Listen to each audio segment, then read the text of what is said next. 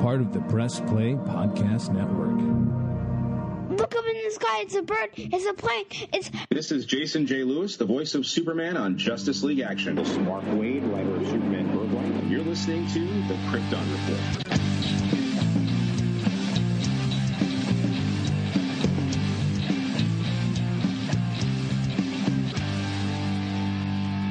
Look up in the sky. Welcome to the Krypton Report podcast. I'm your host, Tyler, the Superman of Blue, the Man of Tomorrow. And with me today, I have two special guests for a very exciting special event, especially for all you Ohioans. That's right. All three of us. It's like, you know me, small town Ohio. You know James, who's not here today. But I have two other guys you're going to love talking to, and I'm going to let them introduce themselves. I'm going to start with Mr. Valentino. Go ahead, sir. Hi, I'm Valentino Zullo. I am a professor of English at Ursuline College, and I'm a comics fan, which I'll go into, and I'm one of the co-directors of Superman's Cleveland, which is an 85th anniversary Superman event happening, well, starting next month, less than a month away at this point. Oh, yeah. In Cleveland. Yep.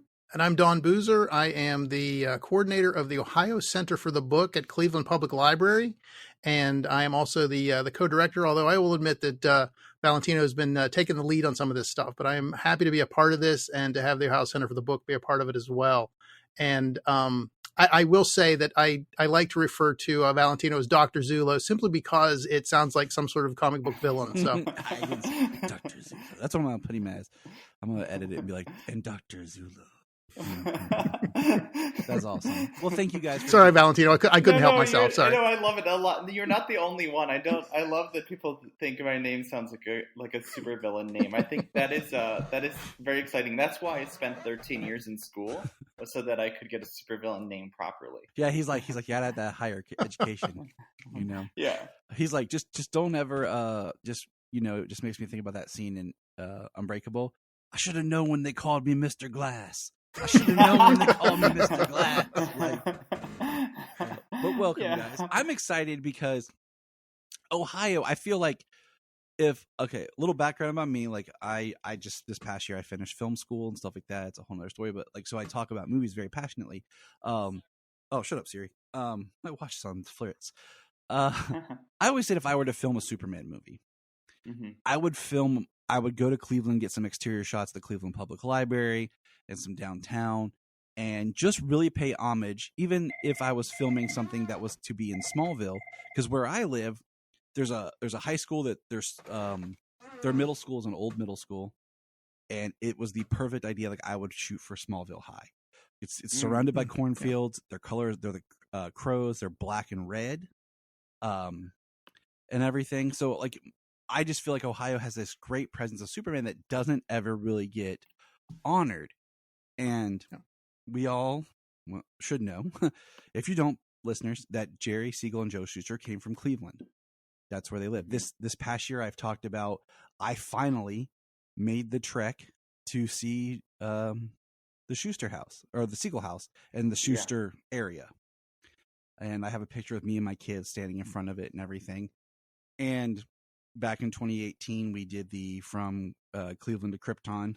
We came up there for that, and that was exciting. And I've always felt that Ohio needs to embrace more that this history, this legacy character that, transcends time, generations, and is one of the most popular characters on the planet, that it was birthed here. So I'm excited. And that's one of the things that always surprises me about Cleveland too. I mean, we're one of the few places we have what we're calling a semi-permanent Superman exhibit on display here at the library, here at Cleveland Public Library in downtown Cleveland. And it's one of the few places in the city that really celebrates it. I mean, there's a small exhibit at the airport where there's our exhibit here. There's the house. But really, other than that, it's really surprises me that it's not more capitalized on. I always come back to the fact that Metropolis, Illinois, the only thing they have is the name of the city, and they've just run with it. So the fact that we actually have the bona fide connection, it's like, come on, it's like we got to do something with this. I've often wondered why the city hasn't purchased Jerry's house and made it into a museum. Like I know the neighborhood's not in the best and everything, but I just feel like that would be amazing to have the house and actually make it into a museum. I'm sure there's politics involved. Not that that's ever a consideration, but I agree. I just, like you said, I've been to Metropolis, Illinois. It's wonderful. Love the Superman Museum. Plan on going back because they've updated it and expanded it and everything. And my kids are old enough now that I can take them and they can really enjoy it. So yeah, so I was just gonna jump in and say, I mean, I think that I think you're right. I mean, I always wonder why they haven't bought the Superman house or why a private organization hasn't done it. I mean, we have the Christmas Story house, which arguably is a much smaller contribution to popular culture. I mean, yes. I don't know, these are fighting words. No, maybe, I mean, but... Christmas Story is big, but Christmas Story doesn't Yeah. transcend generations, Oh yeah. And I've always wondered about that. Yeah.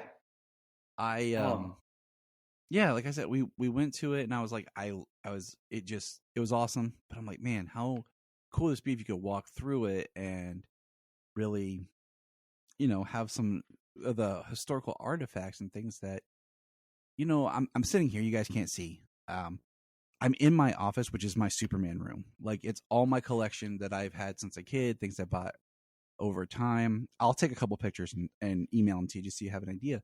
So I'm surrounded by the legacy of this character when I'm sitting here. I even have a Superman tattoo. And I have Kryptonian writing. I have my wife's name and like this little like love message to her in Kryptonian on my arm.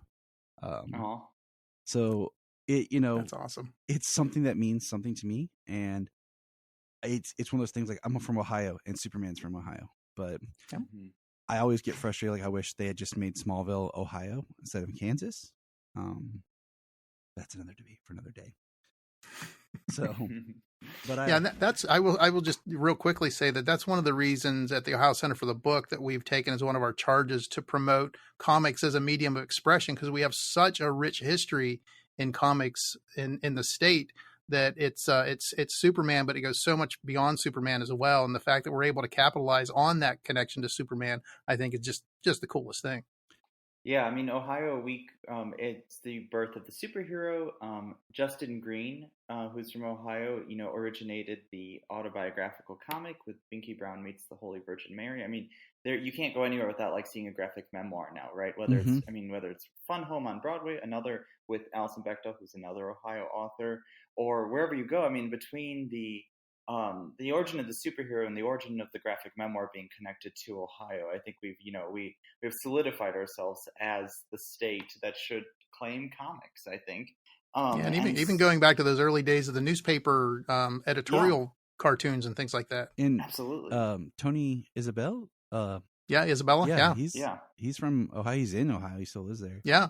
We've actually worked with him on some workshops and things like that. He's a great guy. He's part of the programs as well. He's giving a workshop October 28th. Yeah, but, I have. I already made my own little, like, I'm going to try to come up a couple of times. Nice. Is my goal. I'm going to try to bring my son up with me too. He's interested. And we'll get into all that guests, because you have a stellar set of guests, and there's a couple that I want to come to that are during the week that I'm like, I don't know if I can pull off, just because it's like 2.5 hours drive, which isn't bad, but just during the week it can be. Yeah. Right. Well, that makes for a long night. Not as young as I used to be. Yeah. Especially when you got kids, because then you're like, I'm not sleeping. But let's get into it. First of all, we'll talk about the event and what's going on and some of the guests and who you're most excited to see. But let's start with Valentino. Where does your fandom start for Superman? Like, where does your love for comics, or how that all got together? Where does that start? Yeah, so I'll start with my love for comics, because that definitely comes first. So,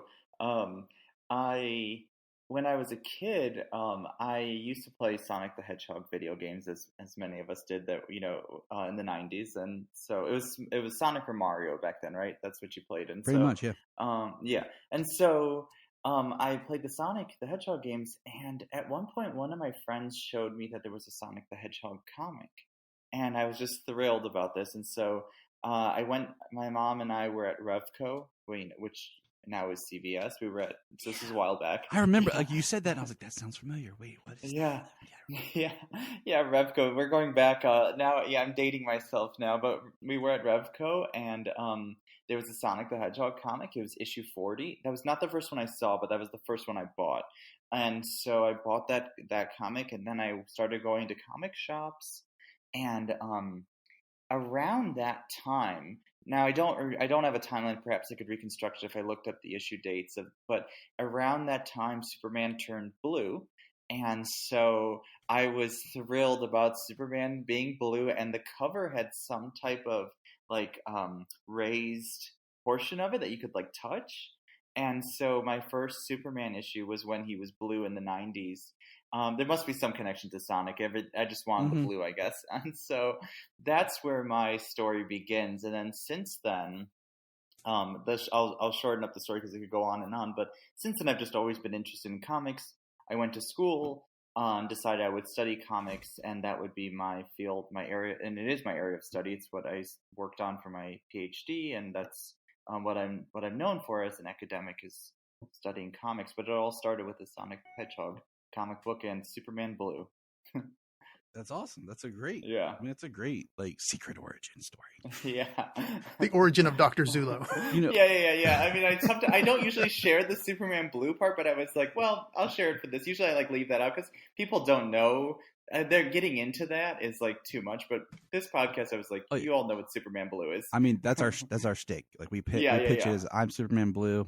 My co-host James is Superman Red. We always when we hang out like blue and red, and you know, for most people, there are more than one version of Superman Red and Blue. Everyone always thinks of the electric, but there were two others, one in the past and one recently. But yeah, you know, but what's funny is, I had Superman comics growing up off and on. Like I just remember I had a birthday that I just had a bunch of comics given to me. They were Batman and Superman all mixed in. But one of the first ones I got was with an action figure, and it was. I'm horrible at remembering numbers. That's my weakness. That's my kryptonite. It was an action comic, a Superman in Action Comics, and it was shortly after he had turned blue, because basically the whole issue is kind of a summary since the John Byrne Man of Steel till that point of just like his history and everything that had happened to him. So it was like this perfect comic for a kid who like, why is Superman like this? What's going on? To just kind of like read and be like, oh, so this is what's happened to him. And that was the first one I remember that I kind of bought. You know, it wasn't given to me. Like I just remember picking it out with the act because it came with the action figure. But Don, what's your secret origin?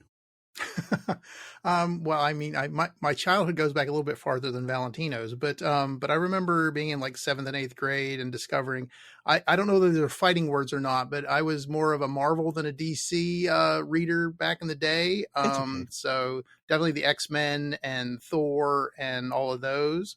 And so that sort of just followed me throughout my entire life as far as the interest in comics. Whenever some of the movies, the earlier movies came out and stuff, and Iron Man was also another one of my favorites. So whenever the original Iron Man movie came out, I had been waiting years for that. So I thought they nailed the character and the whole Tony Stark thing, and so I thought that was really well done. So I was happy about that. But I will say that for me, then going back that ways, that Christopher Reeve has always been the quintessential Superman for me. All the new ones, Harry Caviezel and Cavill is a good Superman, but in my mind, it always goes back to Christopher Reeve and those original Superman movies. Cool. I mean, you know, I tell the story, and I won't do it too much so listeners don't always. But as a kid, I had tape from TV Superman 1 and 2. And the thing is, for the longest time, I didn't know they were separate movies. Because as a kid, like I'm just watching it. You know, it's in the background. I'm playing. I'm watching it, and it wasn't until I had that until Superman Returns came out, because then I could easily find the DVDs. You know, because I never remember being able to find the VHS or anything. I always had that, and I bought them, and I was watching it, and I was like, "Wait a minute, what?" And then I realized, oh yeah, that's because it was two movies. I just, as a kid, didn't think about it. Like, yep. I also had a taped from TV copy of Return of the Jedi for the longest time, and I can still watch Return of the Jedi now and almost tell you when the commercial breaks were because it was so ingrained in me. So, you know, my next question, I'll go back to Valentino, is who is your favorite Superman? Now, I believe there is no right or wrong answer, because I had a recent guest that we talked about this, and I kind of agree. Like, I don't want to say I'm like a fair weather fan. I like them all. they all represent something different to me. And, you know, I always say, like, I always was really tight with Tom Welling because when Smallville came out, I was a year into high school. Mm-hmm. And then when Smallville ended, I had just gotten married. So, you know, in that final season of Smallville's Lois and Clark trying to get married and all that, I had just gotten married. But, you know, now, like, I've really been touched, like, as a father of two with the portrayal of Superman as a father on Superman and Lois and being married and that really hits me where I am in life now. So sometimes it's very hard for me to pick who is my favorite because I feel like the character has appeared at times in my life when it represented phases in my life. So, but for you, Valentino, who is like your favorite? Oh, that's a really good question. I was thinking about it as you were talking. Today I will say today because I think it changes over time. And I respect that. But today again, I don't know if these are fighting words, but I really like John Kent as Superman. Ooh. Yeah, because I partially really liked Tom Taylor's first run on the Superman series. I say first run because I have saved up the Injustice ones, and the last one just came out maybe last week. Yeah. I was just going to read it all at once because I knew it was a mini, and so I figured I would just read it all at once. So I don't that is no slight against the new run. I just have not read it yet. I understand. I understand that yeah. completely. Yeah, and so because I was like, all right, if I know it's a mini, sometimes I'll just wait, unless it's like an event series. But if it's just a mini, sometimes I'll say like, okay. But I really like that, and honestly, I really fell in love with John Kent in the 2-issue storyline called Golden Age that Philip Kennedy Johnson did. My man. That sort of just like pushed me over the edge with it. I was like, I just really love what he's doing with Superboy, and I love that Superman. And as a father to this up and coming Superman. So I guess I was really struck by that dynamic, and it sort of has. And then Tom Taylor did an awesome job. So I like John Kent a lot right now. I love John Kent, and I have a love-hate with John Kent right now. And I actually had the privilege of talking to Dan Jerkins 2 years ago, and I got him to sign my Birth of John Kent issue. Wow. Yeah. And, you know, a thing about so John Kent in the comics technically was born during Convergence, which was released in 2015. My son was born in 2015. So there's that parallel of Superman becomes a father in the comics, same time that I'm becoming a dad in real life. Then we jump to Rebirth in 2016 when, you know, they aged up John to being in that short miniseries, like 8 years old, which is what my son is now. And then I love 12-year-old John. And I'm still mad at Bendis for aging him up, okay? Yeah. But at the same time, I am liking what Tom Taylor's done with John and making him into the character because much like Steel, John Kent as Superman represents kind of Superman's mission of what he tries to get other people to be inspired to do. And so I've really enjoyed what they've done with John Kent, and I think you'll really like I won't spoil anything, but what you're going to read here shortly. Because I think it hits on all that. And that Golden Age book, we were going to review it for Father's Day because it had the great line about talking about, you know, being in your golden age and how you as a father, like, look at, you know, the kind of the 3 generations of Superman talking to Pa and John talking to Superman. We didn't get to because the scheduling with the person that I was going to record with just didn't work out. So we'll probably save it till next year. But it's a great story. It's a great story. Yeah, I love that story. It's my favorite story that Philip did, aside from the Mongol and his mother story. And Philip Kennedy Johnson does such a great job with child-parent dynamics. He did a really good job of it too in his run on Alien. I want to read that. I just haven't got to yet, but I want to. It's on my ever-growing list. yeah, he's coming. So it's the only reason it made its way up my list. As all comics fans do, we have like an endless list, right? But I moved it up recently, and I just sat there and read his run. And so they're different story arcs, but the first story arc in his Alien run is about a father and a son, and it's really good. Nice. Now I'm going to ask you guys both one of those hard-hitting Superman fan questions. The one that divides the fandom. Yes. I'm going to ask Don first. Don, trunks or no trunks?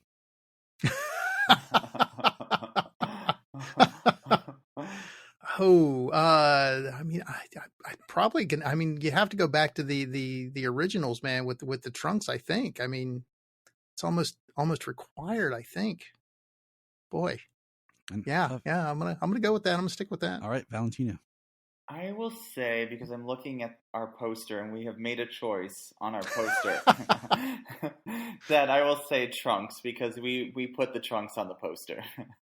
Well, we didn't. Dan Gorman did. So Dan Gorman did, yes. Yeah. But yeah, we did. All kudos to Dan Gorman. We didn't oppose it. So I would say we are committed to the trunks. Exactly. I think the trunks are the iconic that people think about. I really love the Superman suit and Superman. It's better to call them trunks than underwear, I suppose. So that's a point in the favor. So yes, I love what Superman and Lois did in season 3. I thought his suit looked great. As far as trunks goes, I thought what they did with Brandon and Routh, because I think in comics it works. It's in live action where we start to kind of like really see like, does it work or not work. But when they did the Kingdom Come style suit, I think they were able to pull them off. And then you have like recent John Kent as Superman, and the way they design his suit works. So I always kind of go with, in comics, I don't care.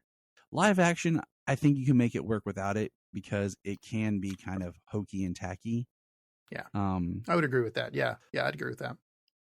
But I always like to ask some people, that's the hill they're going to die on. And I think it's funny because I got in an argument with someone online we were talking about with the new Superman Legacy film, like, do we want just a classic looking symbol or like their own like little take on it, for branding and all that, like they usually do. And this guy was like, they got to go back to the original, man, to the classic. And he put like the John Byrne style. And I'm like, oh, classic. And I put Action Comics #1 up. I'm like, the original? And I was like, yep. Everyone has what they think the ideal is. And that's I think that's one of the amazing things that Superman has been around for so long that whenever you say original or go back to the first one, which first and which origin are you talking about? That's the thing that I think is amazing about it, Superman as a character. Exactly. There was a guy who posts on Twitter, like, who was the first live action Superman? The first appearance. And I put Ray Middleton. He was like, dang, I thought I was going to stump people with this. I'm like, well, some people know, some people don't. It's just the fun of we have Kirk Allen in our exhibit. But yeah, that's the we have a poster and a signed book and a signed comic book and things like that. So we at least go back to Kirk Allen. Yeah, exactly. I mean, that's where everyone, well, not everyone, I should say, most people think of George, when they're right. transcending, but it's like, no, there's Kirk. And then I joke with the Ray Middleton because he was the World's Fair and everything. But let's talk about your exhibit. Let's talk about what this is with Superman coming to Cleveland. It's a 2-month event starting September. That's why we're recording now, is I wanted to get this out and promote it. I got a fellow podcasting buddy who lives in Pennsylvania. He's going to try to come in, trying to coordinate when so I can meet him up there. I'd like to hear where this came from, how it got started, and then, of course, who's coming, because that's what I'm excited about, because there's 2 amazing guests for sure that I'm like really keen on.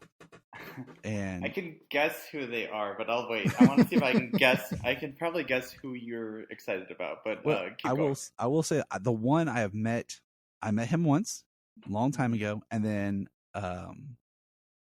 I did last year. We did a video podcast with him, but I'd love to, it's meet him again because he's amazing. But either one of you that wants to start, kind of how the origin of this came to be, and then a little history of it and what people can expect. So go ahead, Valentino. I think the germ of this idea, I think, started with you. So why don't you go ahead and share where it came from?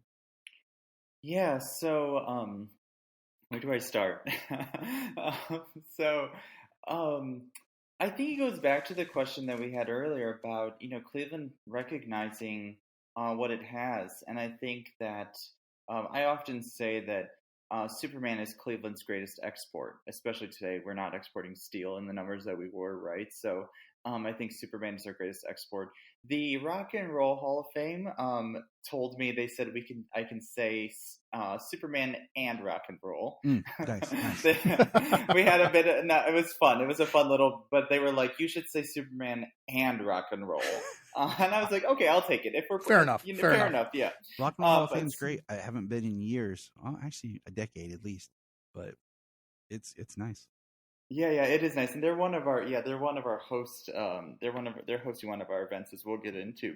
So, but it started there with just like a recognition from years of thinking like, okay, we need to give credit to Superman, to the history of Cleveland, having created this character, having contributed to comics history, defining it really in many ways. And so I wanted to just give credit, and I thought, I've been working with the library for 10 years, and we had done a Wonder Woman program in 2016, and that was sort of smaller. It was a 3-day event, but that was successful. It went well.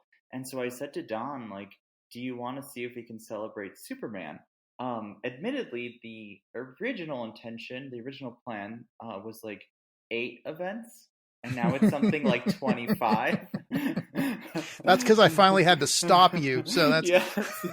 I kept like coming up with new events and new venues, and I talked to this person. They're really excited to be a part of it, and I'm like, okay, let's go ahead. One more, adding one more. But yeah, at one point we had to stop. But yeah, the idea was just to celebrate Superman, and it was the 85th anniversary. And we didn't want to wait until the 90th or the 100th, so we figured this is a good round number to celebrate. Yeah, and so that's where it came from. It's just really like going back to that idea of like sort of recognizing Superman's history in Cleveland. That's why we called it Superman's Cleveland. We debated about what to call it, and we just really wanted to highlight those two pieces of it. That this is as much about Superman as it is about Cleveland. And our subtitle that we've tried to sort of include in some of our stuff too is Lineage and Legacy, because I think he has such a long lineage in Ohio and in Cleveland, and his legacy is just all encompassing with comics and pop culture and all that sort of stuff. Yeah, and I have to say, going on record, we said legacy in our grant proposal way before James Gunn did. So that is not intentional, and I was not intentional. That was not intentional. I was like really worried when that came out. I was like, please don't hate us. So different title, but legacy appears in both, and I think it's just in the air. But we definitely, yeah. I mean, I don't know. Like, the documents at DC may go back further than us, but like in terms of public statement wise, we wrote the grant way before that title came out. You're like, this is what you get, James Gunn. Take that. Yes. No, and I will say I was very excited about getting Dan Gorman to do original work for the main piece that we've been using to advertise and everything. I just think it turned out very cool. The Cleveland skyline is spot on. I think he did a great job, and it just sort of encompasses what we're trying to get across. Yes, it does. And I just gonna let everyone know it will be in the show notes, the link to the program and everything, so everyone can check that out because it's going to be amazing. Yeah, no, we're very excited about it. I mean, there's going to be a lot of different ways to engage too, which I think like that's one that was also like sort of in the original proposal. We talked not just the proposal, but like just us talking. We wanted different ways for people to engage so that it didn't feel like not like there's nothing that we don't want it to feel like, but we just wanted to create an event that would allow us to celebrate Superman in many different ways, from like doing trivia to making comics to hearing authors talk to watching a movie, if that's how you want to engage. We just wanted to create like many different ways that we could reach the largest possible audience. Yeah, and we wanted to make sure it was for something for all ages too. So we have try to have some things that are more geared towards the younger audience, and ones that are know Superman really well, or the ones that know Superman really well, and those are just being introduced to him. So we tried to really like you said, just hit as many different communities as we could. And I appreciate that. I just want to insert that because that's something I strive for, even with my podcast. Is like it's an all accessible age. It's something I think Superman is a character that you should be able to come to and not be worried about content. This morning we make it a ritual. We didn't get to this Friday. We've had a very busy weekend, but usually Friday mornings when we have breakfast as a family, we watch My Adventures with Superman. And because my kids always know Friday, they're excited. That's when it's out. We did that this morning. We watched the newest episode because we just have had a really busy past couple of days. And I'm loving that show, and I'm loving that my kids are generally excited for that show. I'm not like forcing them on it, like, hey, watch this with daddy, or you guys want to watch it. No, they're genuinely invested and interested in it. And I think that's something that's been missing. So I'm glad that you guys, you have your way of representing, like, we need to have something for the kids. Yep. Yeah. The zine making workshop, I think, is going to be really cool with our local Zygo Press organization. I think they're good. They're doing some original artwork for that as well. So it'll be like a poster on one side and a zine, how to make a zine on the other side. And so it's going to be a really cool program, I think. Yeah, I'm pretty sure that's marked down. Like I said, I'm looking at bringing my son with me to events, and we're trying to map it all out. So, and they will also be at the conference as well. So we have them working as a part of the conference as well. Though people will be able to silk screen their own poster to take home with them. So that's exciting. I'm running out of space. I actually have posters on my ceiling, like in my room, because it's a beautiful, like I used to at our old house, I took over like the basement, and in this house I have a nice little like room upstairs, but I'm running out of space, so just take over the kids' room, whatever. There you go. Yeah. No, that's what you do. Yeah. No, I think that'll be a good day. There'll be screen printing. That is the day that Mark Wade will be at Cleveland Public Library, who is, I am assuming, the person you met years ago that you're excited to see again. Yes, it is. Yes. Okay. Yeah. Mark is a fabulous writer. I'm really happy right now. He's back at DC and he's crushing it. I first met him, like he was the first person I ever interviewed for the podcast, and it was rocky because I was still learning how everything worked. I'm approaching comics legend. My equipment wasn't as great. I've gotten better. This is almost 10 years ago. And he was awesome. And I have signed, he has signed my Kingdom Come and my Birthright, which I'm hoping to get down there to get the artist. I can never pronounce his name correctly, so I don't even want to try. Because I've heard Mark Wade pronounce it, and it was not how I thought it would be pronounced. I think it's Lineage. But I want to, get him.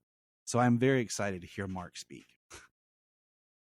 Yeah, no, we're very excited about that. That was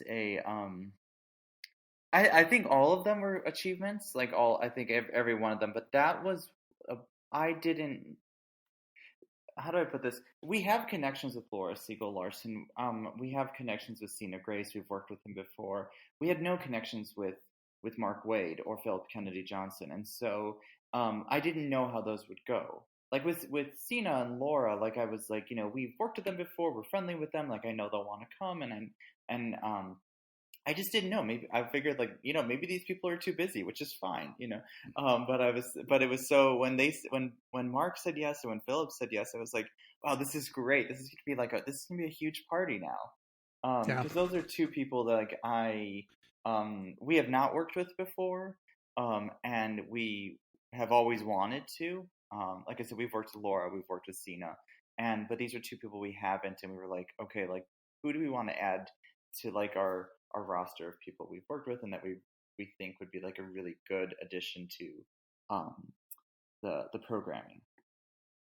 Oh yeah, I mean, it's I've read books, like I have the 100 like Superman fan things to do before you die. It's got an intro by Mark Wade, and he is such a listen to his story of how much Superman impacted him. And there was a joke that he made recently. How many people know Superman's social security number, and stuff. So having Mark Wade as someone is just, it brings more prominence to your event. Yeah. Yeah. Exactly. Oh yeah. And one of the things that I have been impressed by is his just generosity and his willingness to do the other events that on Friday before the conference that we've asked him to do. And so he just seems like an all around great guy. I will say, just from the limited experience that I've had with him, it's been awesome. He's been a good day. So I look forward to coming for that one. I really want to come for the Philip Kennedy Johnson as well, like I said, because I haven't met him. I'd love to get some things signed and just talk to him, at being the current, main title writer and shepherd of this, kind of the shepherd of this era of Superman. Oh yeah, absolutely. Yep. Yeah, no, I'm really excited to meet him. He's also, I can tell you just from email, like, he's super nice. Also on the phone too, he's super nice. But just like, I've gotten to know him over the past couple months, just on phone and email, and he's like just such a nice guy. Yeah, and I'm actually excited to meet Laura in person. I've had some interactions with her online and the emails back and forth and stuff, but I've never actually got to meet her in person. And one of the great things about her is that she donated Jerry Siegel's desk to the library. So that is one of the centerpieces of our exhibit. So you can stand in the same place at the chair that Jerry Siegel sat in as he was doing Superman scripts and things like that, right in the lobby of our second floor of the main library. So I think I always point that out to people, and probably ad nauseum sometimes to people that, come here, look at this. That is one of the pieces that I think would be amazing in my quote unquote Superman museum at the house, that I have a picture of from when it was part of that From Cleveland to Krypton. Yep. And it's just one of those things, like, you just stand in and like, you feel like I don't know, like, you feel like the connection to the creation of, like, this is where it started, Yep. And yeah, exactly. How did you get in touch with her? Like, for our listeners, tell us a little bit about who that is. Well, Laura, I know you've had dealings with Laura from the Wonder Woman conference first, right, Valentino? Yeah, so I met Laura in 2015. She was visiting Cleveland Public Library in 2015, and she was in Cleveland. She was doing some work at the library, wanted to sort of scout out the library and see it. I think I don't remember, it's been a while, I have to remember why, but I think she was there meeting with some people at the library, and I happened to be there the same day. I can't remember why. Maybe I was invited, I don't remember. I just remember being there, introducing myself to her, and I said, I'd love to bring you back sometime. We're doing some Wonder Woman programming in 2016, and I know you're not a legacy figure for Wonder Woman, but you're Jerry Siegel's daughter, and I think Lois Lane has as much has a great connection to Wonder Woman, and so let's bring you, especially since we're hosting the event in Cleveland. It's a good connection. So she's come a few times. So we invited her in 2016. We invited her again, I think, I believe it was the end of 2017. She came for her mom's 100th birthday. So we called it like Lois Lane's birthday. And so we did it. We had a whole party. And Samantha Baskin, who's an art historian, interviewed her at Cleveland Public Library. And so I feel like so then she was also at the Wonder Woman thing. This will be the fourth time that I've worked with her. She's a lovely person, and I don't think I've said it out loud yet, but you asked who sort of her connection. She is Jerry Siegel's daughter, and so she continues to sort of promote Superman, and she is the closest, we're going to get to Jerry Siegel at this point. Yeah. Her stories are really illuminating, I think, and also just very sweet. I mean, she gives us I appreciate how much information she's willing to give about her father and sort of his influences and his story too, the good and the bad, the ways that they suffered and the ways that they've thrived because of Superman. But I think that she's such a lovely person, and I really like working with her, and so I thought, why not? Yeah, one of my favorite anecdotes about her, that I got to be part of the panel that whenever Jerry Siegel and Joe Shuster were inducted into the Jewish American Hall of Fame. It was a virtual event during COVID, of course.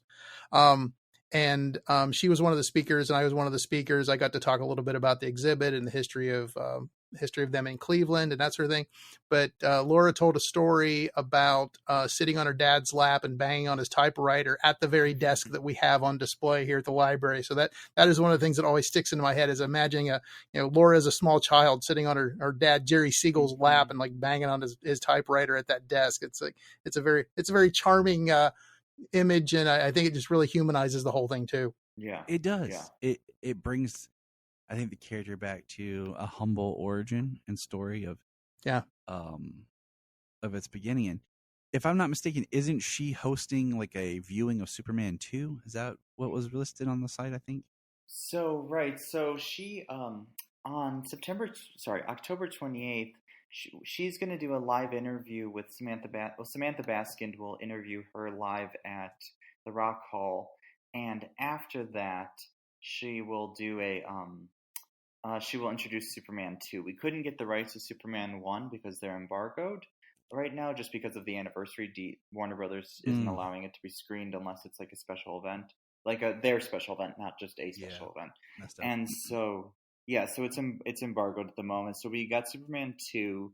It'll be at the Cinematheque, and she's going to introduce it. And then earlier that afternoon, we have an event at the Rock Hall where she will be interviewed live, and Sarah Kuhn, who is the author of Lois Lane Girl Taking Over, which is a DC YA graphic novel, she will be interviewed live as well. So it's sort of a mini Lois Lane day during all of this. So it'll be Sarah and Laura at the Rock Hall.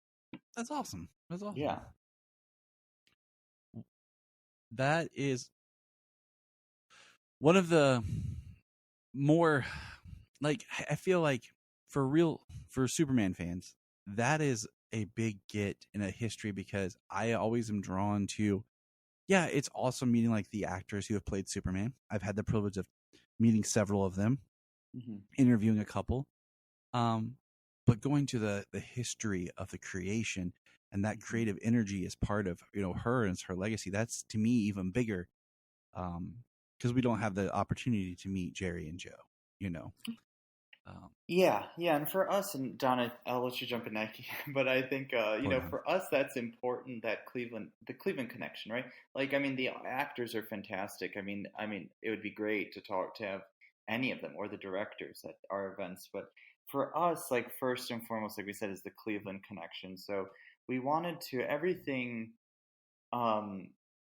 not everyone's connected to Cleveland, but we didn't want to lose that in some way. So a lot of our guests are Cleveland connected, or in this case, it's Laura lived in Cleveland as a young kid, and so we wanted to really highlight that part of the history too, and say like, okay, this is none of the creators that we're bringing are from Cleveland, but Laura is.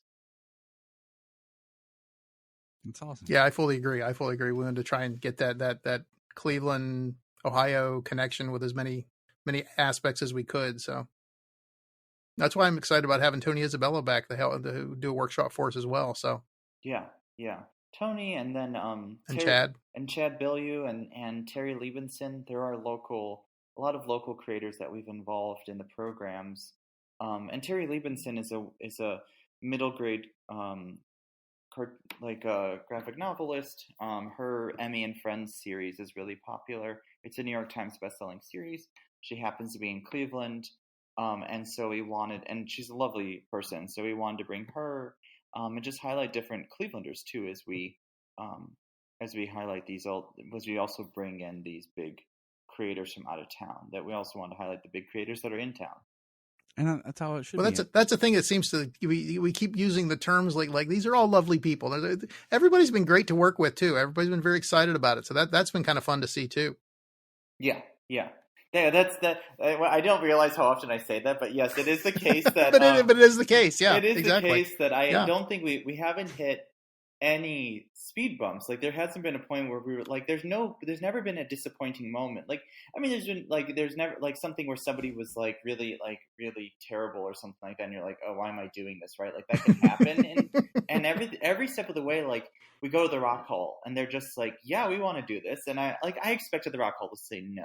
Or we go to Cleveland Museum of Art and they said, yeah, no, not only do we want to do this, but let's put it as one of our like main events in October. Like, so every step of the way, we've just gotten like it's like we're playing Mario, and we keep getting like the mushroom that makes you, or the star that makes you shiny, right?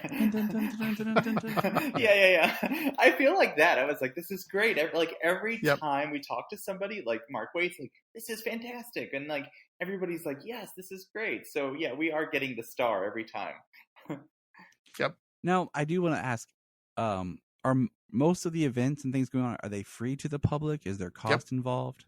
Everything is free, since we're doing under the auspices of both the House Center for the Book, Cleveland Public Library, and Ursuline College. Everything is going to be free. Correct me if I'm wrong, Valentino, but that's always been my my intention and my So idea. Everything is free, except for the movie. You have to pay for your ticket to get into the Right, movie. because that's been done through Cinematech. Yeah, that's their own thing, and they had to pay for the rights to the film. But all of our events are free. Even like and all of the, again, like I said, like everybody's been so great. Rock Hall was like, we'll open up the space for free. If you want to go into the museum of Rock Hall, it will cost money. But they said like typically that's a museum where you pay to get in. Mm-hmm. But they said for this event, all free. Everything is free, except so which is great, which was our goals, to make this accessible, and which is awesome. But I just wanted to highlight that so that listeners could know. Is there anyone in particular, like any event that you personally are most excited for? If you had to kind of pick that one that's kind of like where you're no. We'll let Don go first. We'll let Valentino think. Well, I'm looking forward to the conference, just because I think it's going to be interesting to get that blend of popular entertainment, but also the academics. And we have something for kids. We have something for adults. We got Mark Wade talking as the keynote speaker at the end of the day. So I think just getting through that day is going to be an accomplishment. But I'm looking forward to it just because of the variety that we have, I think. All right, Valentino, your turn. I think the event I'm most excited about.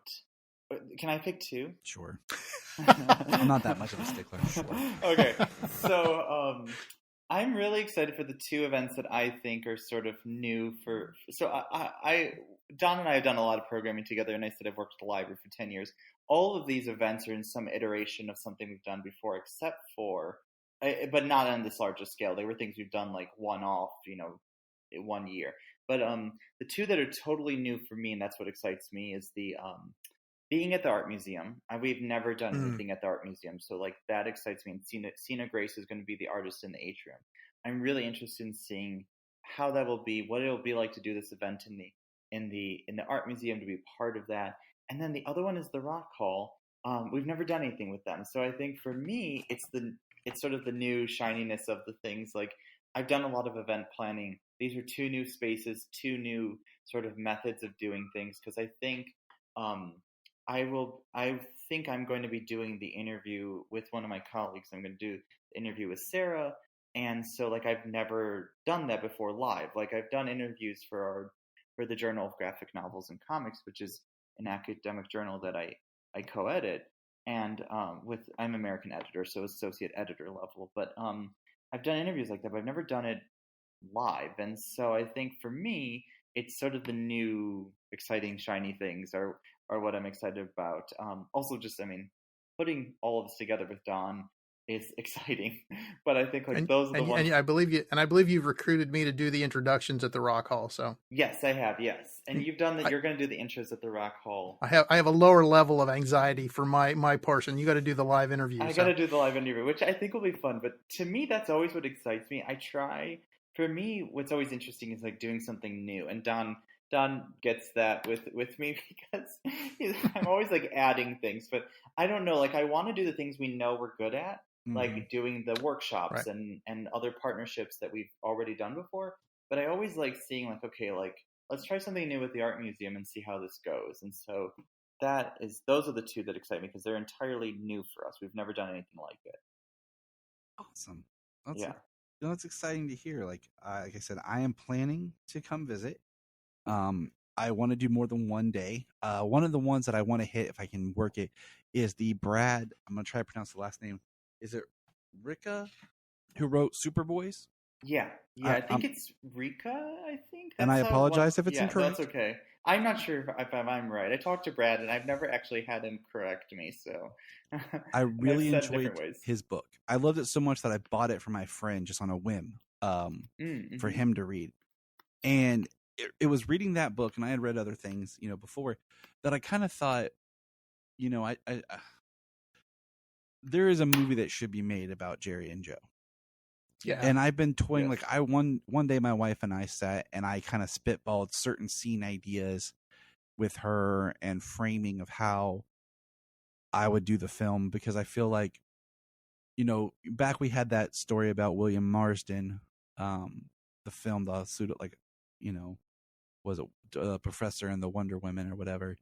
And I'm like, that was a cool story and that was a good story, but I feel like there is something true to just the American culture and the American dream, and that exists in the story of these two, that I'm like, a story about Jerry Siegel and Joe Shuster would be an amazing film.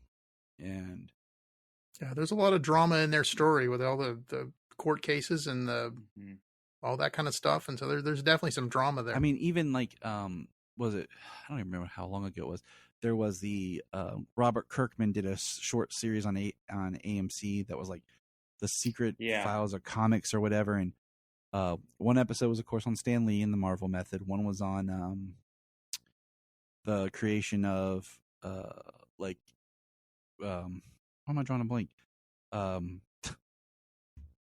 Spawn and Wildstorm and all that whole explosion right there with Image Comics. There we go. I was drawing a blank.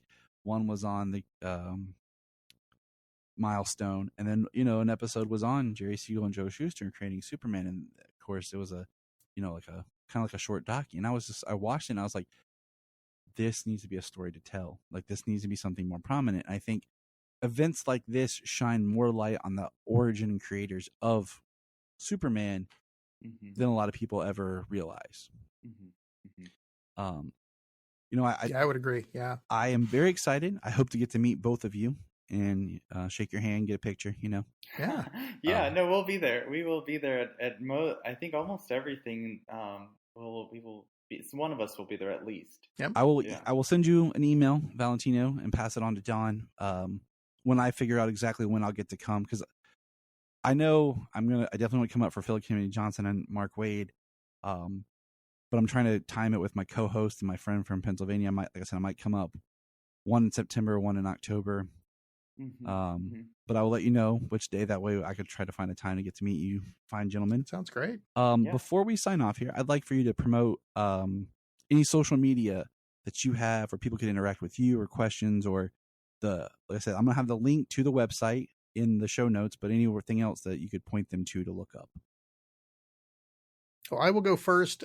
We do have some social media feeds through the Ohio Center for the Book, so you can actually go to ohiocenterforthebook.org, our Twitter or X handle, or whatever the heck we're calling it now. I'm still calling it Twitter. I am still calling it Twitter. Okay, good. Because the whole X thing, I told my wife, I showed her, like, this app is not what you think. This is what Twitter is now, because I showed her, like, on my computer, because my app hadn't updated on my phone yet, but it was on my iPad. I'm like, this is what Twitter is now, so you don't think I got some weird app on my phone. And fair enough. And I'm like, I just feel like bad going and looking at it, like, oh, X, oh yeah, it just feels wrong. So anyway, so for the time being, we're there. We're CPLOCFB, which is Cleveland Public Library, Ohio Center for the Book, and we also have a Facebook page for the Ohio Center for the Book as well. So awesome.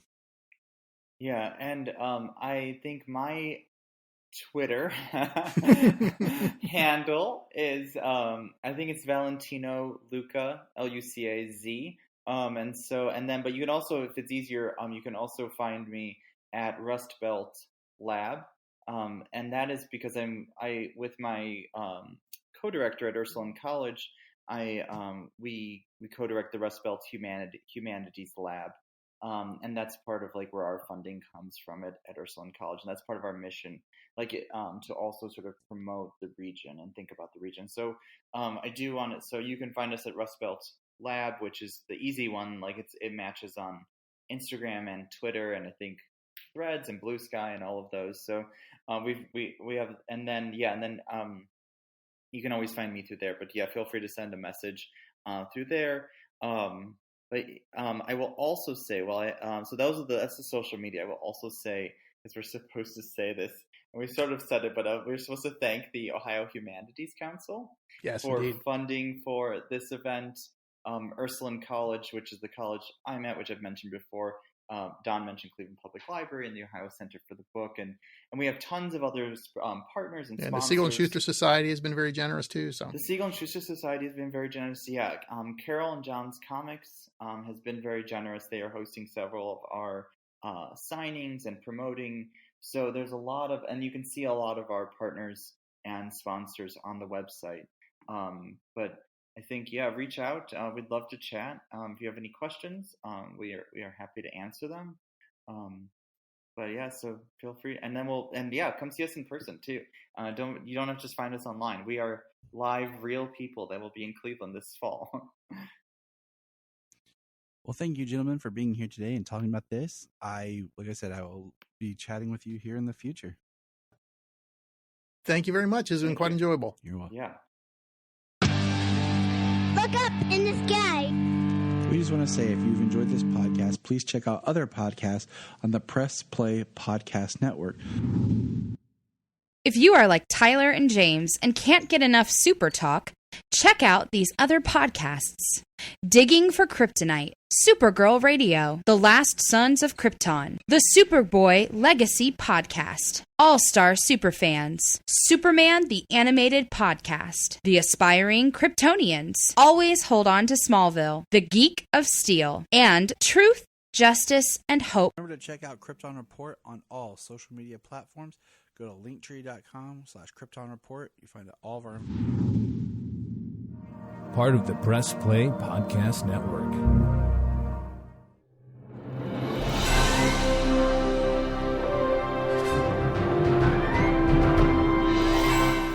What's up, everybody? Chase Smith here from the Chase Smith Podcast and Cavs on the Break NBA Podcast. And I'm JD, host of the Hyman Podcast, part of the Press Play Podcast Network, and we are super excited to bring you a brand new show starting next Tuesday, the Fanfare Podcast. The Fanfare Podcast is all about your favorite movies and our favorite movies and the best moments in cinema.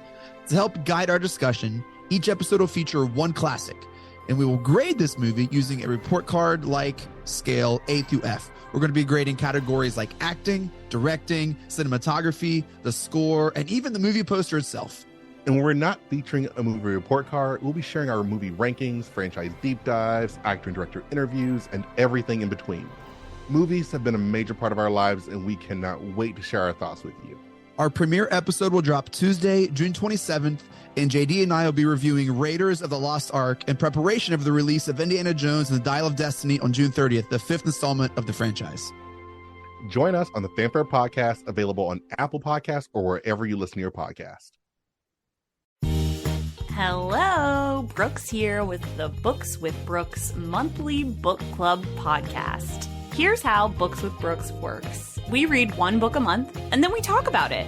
Classics like Stephen King's The Shining, debut novels like We Are the Brennans by Tracy Lang, and tons of other compelling, life-changing stories, one book and 1 month at a time. So come read along with us, and then listen in. Before we start this episode of Krypton Report, I want to take a moment and just give a shout out here to our Patreon. I know what you're thinking. Gosh, everyone's asking for money, and I get it. But our Patreon is only $1. $1 a month that helps us keep the podcast going. And what we do is we try to find interesting shows and topics and whatever we want to talk about. We've done, as of this little thing, our last recordings were on the Scream series. Brian and Tyler, that's me, do our own show where we record in the car, and it's kind of funny. And we talk about pop culture or whatever is going on. We also have the Supernatural podcast we've been reworking. It's taken on some time just because of life. But we do movie commentaries as well. It's something that James and I have done, what we used to do on the main show that we've started doing here. So for $1 a month on our Patreon, you can get those shows. There's at least 4 a month. Also, there's my movie pitch show that I do. But also, what we want is if you're a Patreon, you can come on. You can come on the main show if you want. Or if there's something you want to come on and talk about, we can do it as a Patreon special. So all I want is for $1 a month, think about chipping in, joining our Patreon, and you have a voice to be a part of things. Follow the link in the link tree or in the show notes below, patreon.com/KryptonReport. This is Dan Jurgens, and if you want to have a good time, keep listening to the Krypton Report.